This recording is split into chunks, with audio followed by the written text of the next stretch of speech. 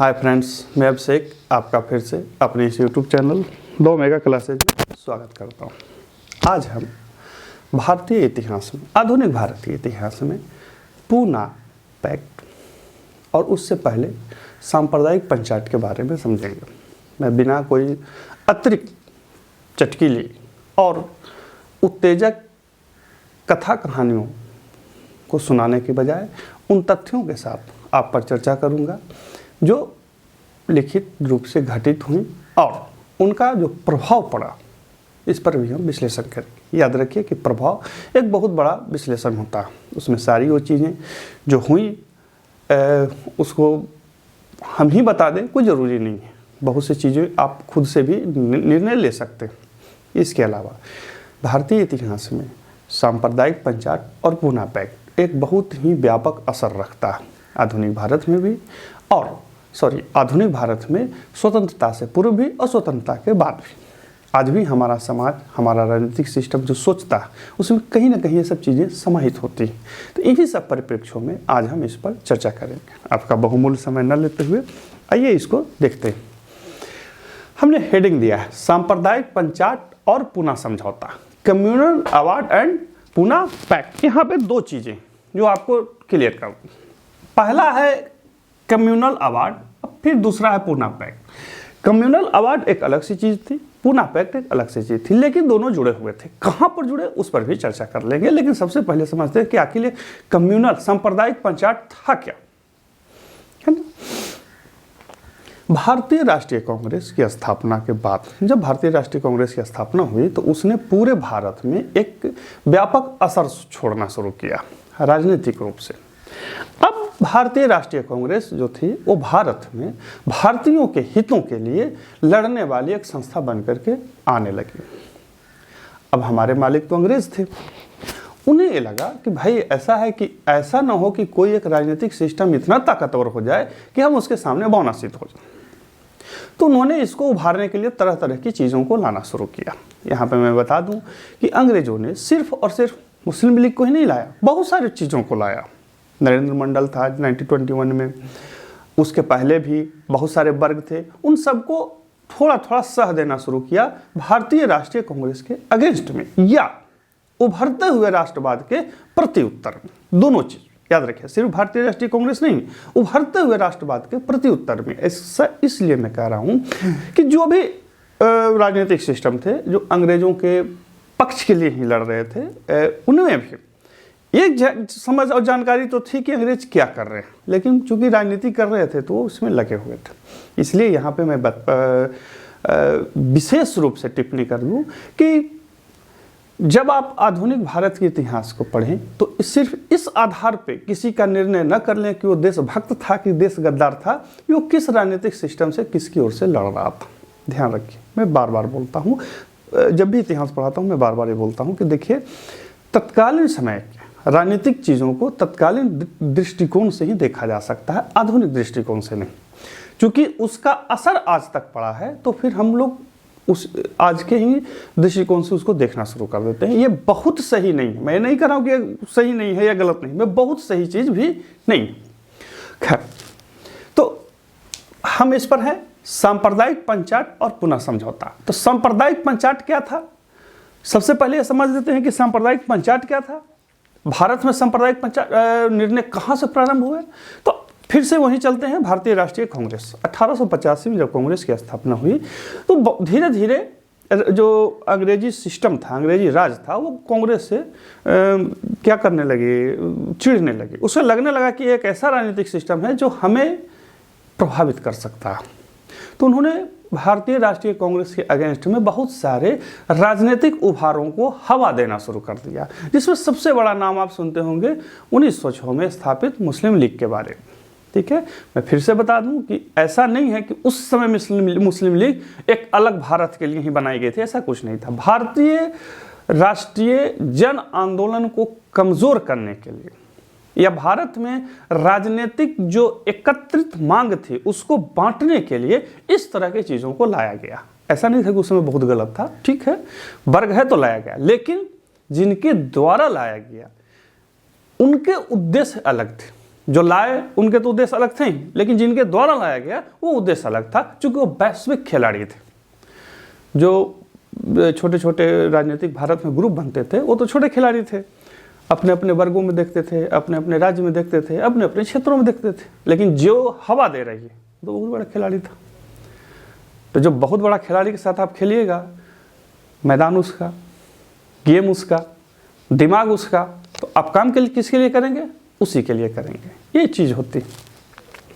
तो जब भारत में राजनीतिक मांग शुरू हुई तो अंग्रेजों ने इसे कुंद करने के लिए भी प्रयास शुरू किए और वहीं से सांप्रदायिक निर्णय की घोषणा शुरू हुई। अंग्रेज अधिकारियों को, अंग्रेज जो हमारे यहाँ बड़े बड़े पद संभालने वाले लोग थे, बड़े से लेके छोटे तक के सबको ये साफ निर्देश था कि भारत में वर्गीय विभेद को आप जितना बढ़ा सकते हैं, मौखिक अमौखिक, ठीक है, लिखित अलिखित, जैसे भी हो, कि आपको भेद बढ़ाना। और अंग्रेजों ने इस पर पूरा काम किया। कालांतर में, मैं एक कथा कहानी सुना, कालांतर में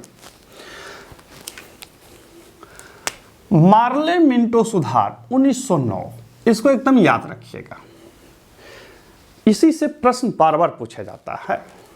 मार्ले मिंटो सुधार 1909 में स्पष्ट रूप से सांप्रदायिक निर्णय का प्रारंभ किया गया।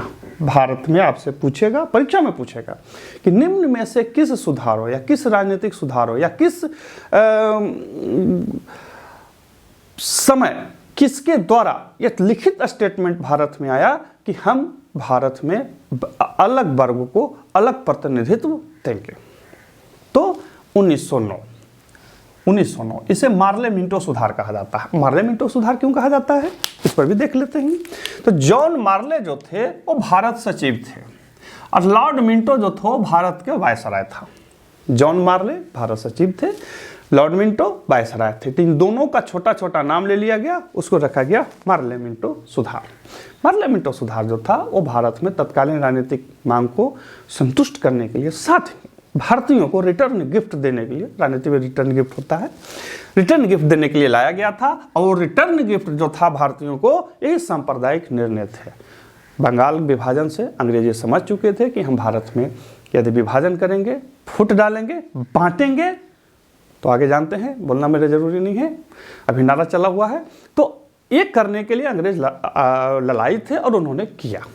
तो सबसे पहले आपसे सवाल पूछेगा कि निम्न में से किस राजनीतिक सुधार के अधीन भारत में स्पष्ट रूप से सांप्रदायिक अलगाववाद को, सांप्रदायिक प्रतिनिधित्व को, सांप्रदायिक निर्वाचन को तवज्जो दी गई लिखित रूप से? तो था मार्ले मिंटो सुधार। मार्ले मिंटो सुधार में भारत में मुसलमान जनप्रतिनिधियों को बिल्कुल अलग माना गया, उनके लिए क्राइटेरिया अलग रखे गए, उनके चुनने का अधिकार उनके ही वर्गों को दे दिया गया। यानी कि एक सुस्पष्ट विभाजन की रूपरेखा तैयार कर दी गई। बहुत सारे किताबों में आप पढ़ेंगे कि अंग्रेज़ों को इसके बारे में पता नहीं था, या अंग्रेज जो थे वो तत्कालीन रूप से काम करना चाह रहे थे, या अंग्रेज जो थे वो तत्कालीन समय में उभरते हुए जन राष्ट्र आंदोलन और राष्ट्रवाद को बिल्कुल कुंद कर देना चाहते थे। इसीलिए इन्होंने इस उभार को लाया या इस प्रकार के सांप्रदायिक निर्वाचन पद्धति को लाया।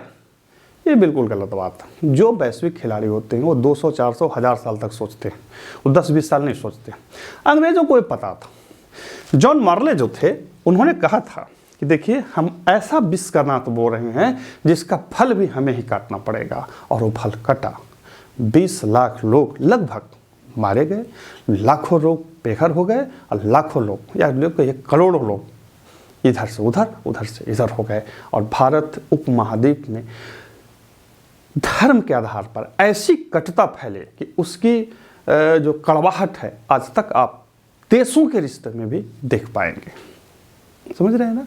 तो ऐसा नहीं था कि इन्हें पता नहीं था, सब पता था इन्हें, लेकिन इन्हें भी पता था कि हमें क्या करना है। आज भी तक वो भी कर रहे हैं, इसमें कोई छिपाने वाली बात नहीं। खैर, तो भारत में सांप्रदायिक निर्वाचन पद्धति का सबसे पहला प्रारंभ लिखित रूप से मार्ले मिंटो सुधार में स्पष्ट रूप से किया गया। उन्होंने कहा कि भाई देखो, ऐसा है कि हिंदू जो हैं वो बहुत आगे बढ़ गए हैं, मुसलमान बहुत पीछे रह गए हैं, हम इनको आगे लाने के लिए तवज्जो दे रहे हैं। किसी को आगे लाने में कोई बुरी बात नहीं है, लेकिन जिस तरह से ला रहे थे, जिस उद्देश्य से ला रहे थे, वो उद्देश्य तत्कालीन समय में मुस्लिम राष्ट्रवाद को या मुस्लिम राजनीतिक सिस्टम को संतुष्ट करने के लिए नहीं था, अपने व्यापारिक और उपनिवेशवादिक हित को संतुष्ट करने के लिए लाया गया निर्णय था। इसको एकदम गांठ बांध के ध्यान रखेंगे। उन्हें किसी के भले से मतलब नहीं था, वो सांप्रदायिक लोग थे। आज भी जो वैश्विक साम्राज्यवादी शक्तियां हैं या वैश्विक जो व्यापारिक शक्तियां हैं, उन्हें किसी के हित से मतलब नहीं होता है, उनका सिर्फ अपना हित होता है, बाकी आप समझिए आप क्या करेंगे। तो इतना ध्यान रखेंगे। कालांतर इसी का बड़ा भाई आया, उसका क्या नाम था, मॉन्टेग्यू चेम्सफोर्ड सुधार। अब इसका हमने नहीं लिखा इस तरह से, क्यों? क्योंकि आप खुद समझ जाएंगे मॉन्टेग्यू कौन थे, चेम्सफोर्ड कौन थे। तो मॉन्टेग्यू चेम्सफोर्ड सुधार 1909 में सांप्रदायिक निर्वाचन क्षेत्र के दायरा को बढ़ा दिया गया। जो चीज 1909 में मुसलमानों के लिए रखा गया, 1919 में सबको दे दिया गया। पंजाबियों को दे दिया गया, ईसाइयों को दे दिया गया, क्या बोलते हैं पंजाबी माने सिख, क्या बोलते हैं आपका यूरोपियन को दे दिया गया, व्यापारी वर्ग को दे दिया, सबको दे दिया गया। अब कहिए कि श्रीमान इसमें बुरा क्या था? बुरा था, मान के चलिए कि मेरा कोई एक निर्वाचन क्षेत्र है, मान के चलिए मैं पटना का हूँ, पटना एक निर्वाचन क्षेत्र। सरकार ने कहा कि हम इसे अभी अनुसूचित जाति में डाल देते हैं, जैसे होता है घूम घूम के आते रहता है। तो उसमें प्रावधान रखा गया कि अनुसूचित जाति के लोग अपने प्रतिनिधि को चुनेंगे, उसमें अन्य कोई वर्ग वोट नहीं देगा, मुसलमान सिर्फ मुसलमान को ही चुन पाएगा, बाकी को नहीं चुनेगा। तो ये तो गलत हो गया। एक दृष्टिकोण से आपको लग सकता है कि भाई हम अपना प्रतिनिधि चुन रहे हैं, आपको क्या दिक्कत है, लेकिन भारत जैसे समावेशी देश में यह चीज़ सही नहीं था, क्योंकि इससे राजनीतिक टकराहट भरती, और यही चाहते थे अंग्रेज। बांटना ही उनका मुख्य उद्देश्य था। बांट करके वो राष्ट्रवाद को कमज़ोर करना चाहते थे, राष्ट्र को कमज़ोर रखना चाहते थे, ताकि वो अपने साम्राज्यवादी लिप्सा और उपनिवेशवाद को पूर्ण कर सकें। इसके अलावा उनका कोई उद्देश्य नहीं था। तो ये शुरुआत थी, ध्यान रखिए, सांप्रदायिक निर्णय की यह शुरुआत थी। बाद में साइमन कमीशन के सामने अंबेडकर ने वंचित वर्ग के लिए अलग निर्वाचन क्षेत्र की मांग की। कहे कि श्रीमान यहाँ के बाद डायरेक्ट साइमन कमीशन, तो मैंने पहले ही बोला कि मुझे कथा कहानी सुनाने में कोई इंटरेस्ट नहीं है, मैं सिर्फ उन फैक्ट पे, उन सच्चाई बातों पे आऊँगा जिस पे आपको समझना जानना जरूरी होता है और जिनसे परीक्षाओं में प्रश्न पूछता है। सांप्रदायिक निर्वाचन पद्धति का शुरुआत कब किया गया? 1919 में। दायरा कब बढ़ा दिया गया? 1919 में। 1909 में शुरू हुआ, 1919 में दायरा बढ़ा दिया गया। यही दो प्रश्न आपसे पूछेगा। अब यहाँ पे आते हैं साइमन कमीशन। साइमन कमीशन जिसे व्हाइटमैन कमीशन कहा जाता है, उसका वीडियो आपको मिल जाएगा मेरे चैनल पे, देख लीजिएगा। साइमन कमीशन के सामने अंबेडकर साहब ने रखा कि देखिए ऐसा है कि ये आपसे तो लड़ रहे हैं कि हमें आज़ादी चाहिए, लेकिन हमारे ही देश, अब इसी भारत में ये हम वंचितों को आज़ादी नहीं देना चाहते हैं। हम वंचितों की जो स्थिति है वो बहुत ही खराब है, अब इस पर ये कोई बात करने को भी तैयार नहीं। अंग्रेजों ने बोला कि अच्छा ठीक है, हम आपके लिए उपाय रखेंगे, हम आपको देखें। लेकिन मैंने जैसे पहले बोला कि अंग्रेजों को इससे मतलब नहीं था कि आप वंचित हैं, कि सवर्ण हैं, कि गैर सवर्ण हैं। वो सिर्फ राजनीतिक उभार को लाना चाहते थे ताकि आप लोग आपस में लड़ें। अब ऐसे कहिए कि आप कह सकते हैं श्रीमान ऐसा क्यों कह सकते हैं? क्योंकि साइमन कमीशन ने कि अंबेडकर के इस बात को नहीं माना कि हम आपको अलग से एक्स्ट्रा प्रतिनिधित्व दे दें। अंबेडकर की बात को साइमन कमीशन ने सुना, तवज्जो दी, बोला भी कि हाँ सही है, लेकिन उनके उस बात को नहीं माना जो वो मांग रहे थे। समझ रहे हैं ना कितने चतुर खिलाड़ी थे वो लोग। अब ध्यान रखिएगा कि सांप्रदायिक निर्णय के तहत, सांप्रदायिक निर्णय यानी कम्युनल अवार्ड के तहत भारत में सभी वर्गों के राजनीतिक उभारों को बल दिया गया। एकदम शॉर्ट याद रखिएगा कि भारत के सभी वर्ग, व्यापारी, राजनीतिक, गैर राजनीतिक, शैक्षिक, गैर शैक्षिक, सभी वर्गों को उभारों को बल दिया गया और बोला गया कि अपना प्रतिनिधि आप ही चुनिएगा। अब जैसे मैंने उदाहरण दिया पटना से मान के चलिए कोई चुनाव हो, अब उसमें यह आ जाए कि सवर्ण अपना चुनेगा, गैर सवर्ण अपना चुनेगा, अल्पसंख्यक अपना चुनेंगे, एसटी अपना चुनेंगे, तो एक ही पटना लोकसभा क्षेत्र से 20 को प्रतिनिधि आ जाएगा और 20 वहाँ जाकर सरफुटबॉल करेंगे नहीं करेंगे।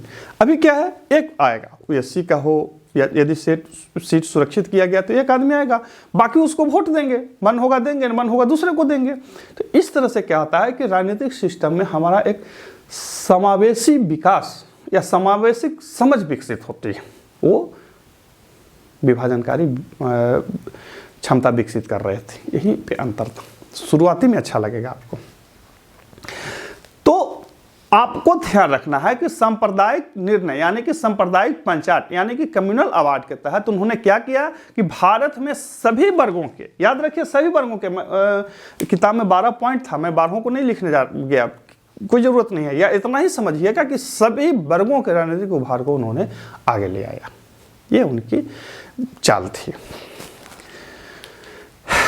सिखों को दिया, मुसलमानों को दिया, ईसाइयों को दिया, यूरोपियंस को दिया, अनुसूचित जाति को दिया, अनुसूचित जनजाति को दिया, सवर्णों को दिया, सवर्णों में भी बांट दिया, सबको दे दिया। चूंकि सबको बांट दिए, सबको क्या किया, बांट दिए, तो इसलिए उसका क्या नाम रखा गया, अवार्ड रखा गया, कम्युनल अवार्ड। अब आइए, भारतीय मताधिकार समिति यानी कि लोथियन समिति के आधार पर ब्रिटेन के प्रधानमंत्री रैमजे मैकडोनाल्ड ने 16 अगस्त 1932 को सांप्रदायिक पंचायत की घोषणा की। याद रखिएगा कि 1927 साइमन कमीशन, गोलमेज सम्मेलन और अन्य राजनीतिक मांग जो आए, उन सबके आधार पे सांप्रदायिक पंचायत की घोषणा की गई थी। इसलिए हमने आपको सांप्रदायिक विभाजन के लिखित, अंग्रेजों के लिखित रूप से यहां से शुरू किया, ताकि आपको ध्यान न रहे कि रे एक बार उठा बांट दिया, नहीं, उन्होंने सबको खूब अध्ययन किया, सबको खूब देखा और देखने के बाद अपना चीज रख दिया। यहाँ पे मैं बता दूं कि भारत के जितने भी राजनीतिक रूप से बुद्धिजीवी लोग थे, अंग्रेजों के इस चाल को समझते थे। बाबा साहब भी समझते थे, अम्बेडकर, जिन्ना भी समझते थे, लेकिन चूंकि सबकी अपनी राजनीति थी, अपनी राजनीतिक जरूरतें थी, सब उसमें लिप्त थे। खैर, भारतीय मताधिकार समिति या लोथियन समिति, यहां पर हमने एक शब्द लिखा है, अभी क्या था, तो 1932 में मार्क्वेस ऑफ लोथियन की अध्यक्षता में बना संवैधानिक सलाहकार समिति था। भारतीय मताधिकार समिति, आपसे सवाल पूछेगा भारतीय मताधिकार समिति के अध्यक्ष कौन थे, तो मार्क्वेस ऑफ लोथियन। कब बना था, 1932 में। कैसा था, संवैधानिक सलाहकार समिति था। इसका जो मुख्य उद्देश्य था, भारत में विभिन्न वर्गों के अंदर वयस्क मताधिकार के आधार पे चीजों को देखना, समझना और फिर उसकी रिपोर्ट सरकार को देना। वयस्क मताधिकार, सार्वभौमिक वयस्क मताधिकार, इतना ध्यान रखिएगा, ये वयस्क मताधिकार के लिए लाया गया था।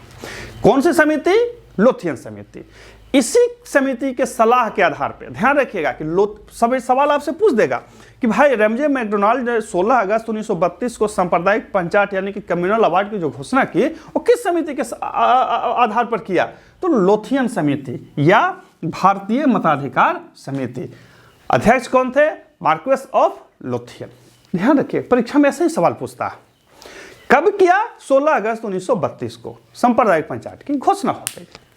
अब यहां पे ध्यान रखिए, कांग्रेस इससे असहमत होने पर भी तटस्थ रहा, है ना इंटरेस्टिंग बात। कांग्रेस बिल्कुल असहमत था, गांधी जी असहमत थे, लेकिन तटस्थ रहा। क्यों तटस्थ रहा, क्योंकि कांग्रेस ये तो कह रही थी कि आपका ये जो माने आप जो क्रियाकलाप है गलत है, लेकिन दलित वर्ग के आधार पे वो चुप रही, क्योंकि उसका उस समय उसके पास कुछ लगा ही नहीं। उसको लगा कि यदि हम विरोध करेंगे तो दलित वर्ग कहेगा कि देखो देखो ये लोग तो सही में सवर्ण हिंदुओं की फांसीवादी संस्था, जैसा उसको उस समय उपमा दिया हुआ था। कांग्रेस तटस्थ रहा, लेकिन एक आदमी तटस्थ नहीं रहा।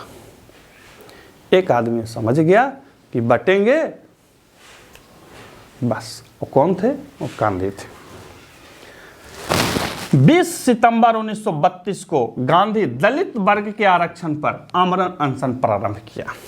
20 सितंबर 1932 को परीक्षा में प्रश्न पूछेगा कि कम्युनल अवार्ड यानी कि सांप्रदायिक पंचायत के विरोध में या दलित वर्ग के आरक्षण के लिए या दलित वर्ग के आरक्षण के आधार पर या दलितों के समस्याओं के लिए महात्मा गांधी ने आमरण अनशन का प्रारंभ किया 20 सितंबर 1932 को।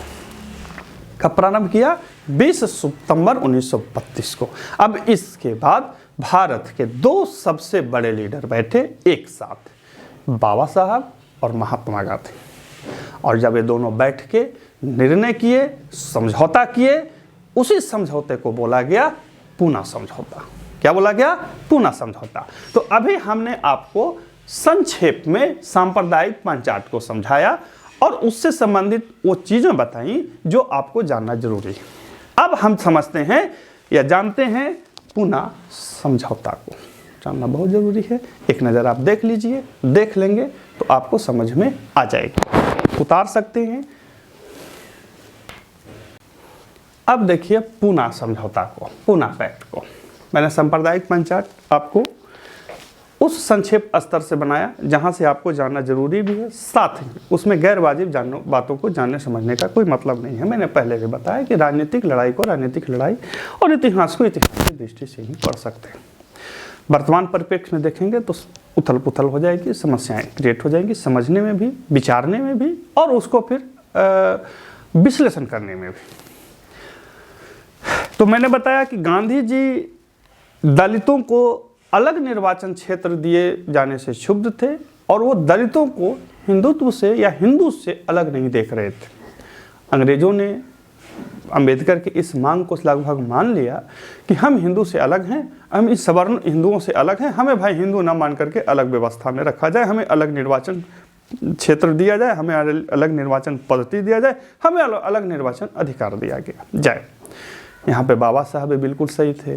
जिस तरह से हमारे यहाँ हिंदू सड़ी व्यवस्था बन चुकी थी, उसमें कोई भी व्यक्ति क्या कर सकता है जब अपने ही लोग आपके साथ बैठ के खाने को इच्छुक नहीं हो, अपने ही धर्म स्थलों में जाने के लिए आपको लड़ाई करना पड़े, अपने ही खेतों में काम करने के लिए आपको एक भोजन और शुद्ध पानी तक न मिल पाए, तो फिर किस बात की एकता और किस बात का क्या कहते हैं धर्म और किस बात की सभ्यता। जो धर्म, जो सभ्यता या जो भी व्यवस्था अपने ही लोगों को, अपने ही बाजू के लोगों को आदमी के बराबर एक साधारण सा भी हक देने को तैयार नहीं हो, तो उसमें कोई आपका सहयोग क्यों देगा। बाबा साहब ने इस मांग को उठाया। गांधी इस बात को समझ गए कि हाँ ये चीज़ सही है, और इसके बाद पूना समझौते के बाद गांधी पूरी तरह से बदल गए और उन्होंने अपनी पूरी जिंदगी छुआछूत विरोधी और हरिजनों के उत्थान में लगा दिया। याद रखिए, गांधी सिर्फ एक जगह नहीं लड़ रहे थे, गांधी अंग्रेजों से ही नहीं लड़ रहे थे, गांधी अपने देश में भी लड़ रहे थे। किससे? क्षेत्रवाद से, छुआछूत से, चंडाल, अछूत जैसे जो शब्द हमने गढ़े थे उन सब से, सांप्रदायिकता से। सोचिए कितनी विडंबना वाली बात थी कि जो दो व्यक्ति, दो समूह, दो जन समूह हजारों साल से साथ रह रहे थे, महज एक राजनीतिक डंडे से आपस में भिड़ पड़े, है ना। बहुत बड़ी बात है ये सब साम्राज्यवाद के अधीन आता है। इसको आप साधारण बात मत समझिए, इसको आप ये मत समझिएगा कि अरे वो बोल दिया, ऐसा नहीं है। ये सब साम्राज्यवादी शक्तियाँ जो होती हैं अपने हितों की लिप्सा पूर्ति करने के लिए इस तरह की चीज़ों को अंजाम देती हैं। खैर आइए, तो 26 सितंबर डेट याद रखेंगे, 26 सितंबर 1932 को। एक चीज़ ध्यान रखिएगा कि आपसे लाइन बाय लाइन पूछेगा, प्रथम गोलमेज सम्मेलन, द्वितीय गोलमेज सम्मेलन, तृतीय गोलमेज सम्मेलन, गांधी जी का आमरण अनशन, पूना पैक्ट, सांप्रदायिक पंचायत, ये लाइन से लगा देगा और तब पूछेगा कि इनमें सही क्रम क्या है। कि आपका काम है नोटबुक में नोट करें कि सही सीक्वेंस, सही क्या है। मैं चाहूँ तो ऐसे कर सकता हूँ, लेकिन नहीं, ये आपको काम करना है कि आप सही सीक्वेंस, सही श्रेणी से रखें। आपसे परीक्षाओं में पूछेगा कि निम्न में से कौन सी घटना सबसे पहले हुई? सांप्रदायिक पंचायत, तृतीय गोलमेज सम्मेलन, अंग्रेजों के द्वारा गोलमेज सम्मेलन के लिए जारी श्वेत पत्र, या पूना पैक्ट।